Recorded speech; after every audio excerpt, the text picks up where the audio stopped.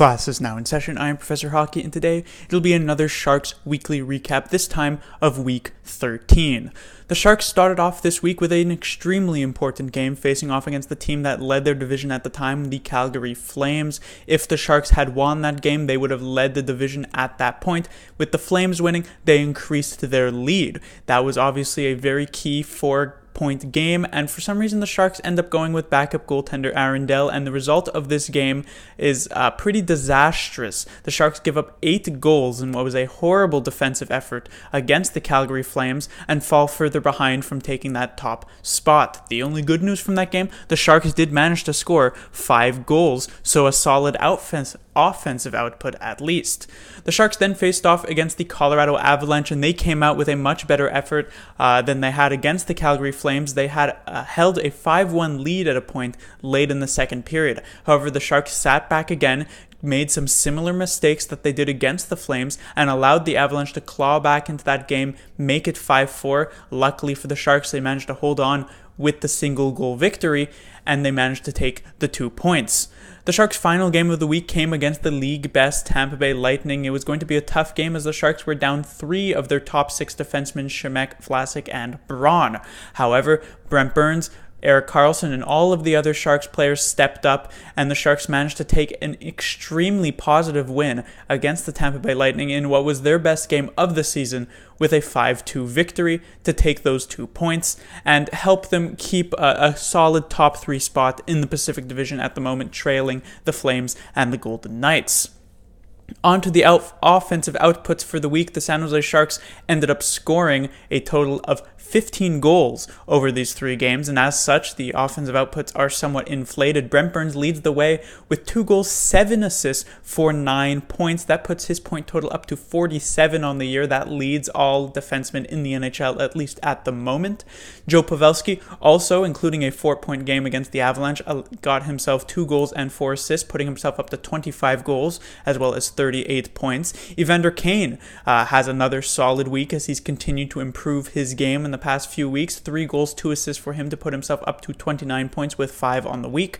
Then Erik Karlsson, another 5 assists to add to his total, putting his point total up to 35. Next, Logan Couture. As usual, he is his solid self. 1 goal, 3 assists, putting his point total up to 42. And then Lukáš Radil, who I included on this list, even though there were other players like Timo Meier and Jonas Donskoy who got 3 points, mostly because of the news coming up about Radil, but he got 3 goals, 0 assists to put his point total up to 9. News of the week, the first has to be the injuries. As I said, the Sharks played the game against the Tampa Bay Lightning without Vlasic, without Braun, and without Shemek. At the time of filming this video, it seems as though Shemek may indeed play tonight against the Los Angeles Kings. He just has to be cleared medically. Vlasic and Braun will not be playing tonight, but it's possible that they are available by the end of the week at some point. So it doesn't look like either of those injuries are long-term, so maybe the Sharks have dodged a bit of an injury bullet, especially with the luck, as I said, that they've been having all season with that. Next is the Radil contract. He recently re-signed with the San Jose Sharks, or I guess extended his contract with the Sharks, a 1-year deal worth $700,000, which was a bit of a surprise. I had predicted that Radil might get around $1 million, maybe a bit less in the $900K range, but he actually signs for less than he had on his original contract. Now, I'm not sure of any of the details, if there's some sort of bonus or something that's going on with this contract, as his first contract that he's on currently is $750, and he's re-signed for $700, even though he's performed rather well. So I'm not sure what the details of it are, but a good contract for the San Jose Sharks nonetheless, with how Radil has been performing thus far. Finally, a World Juniors update, as the tournament now has finished. The Finland has won the gold, the silver going to the United States, and then the bronze going to Russia. The San Jose Sharks came into this World Juniors with maybe a lot of hope for some of their prospects to play, but sadly enough, Ryan Merkley did not make Team Canada, which in hindsight now might not be the best move for the Canadians, as their power play ended up being powerless throughout the entire tournament, while Ryan Merkley, I believe, leads the league in terms of power play assists, or at least leads the OHL well in terms of power play assists. I don't even know if that's just for defensemen or in general, but he definitely could have helped their power play. Ivan Chekovich got injured, so he didn't get to play with the Russians, and so the Sharks were just left with Chmelevski playing for the Americans. But he performed exceptionally well in his 7-game stint.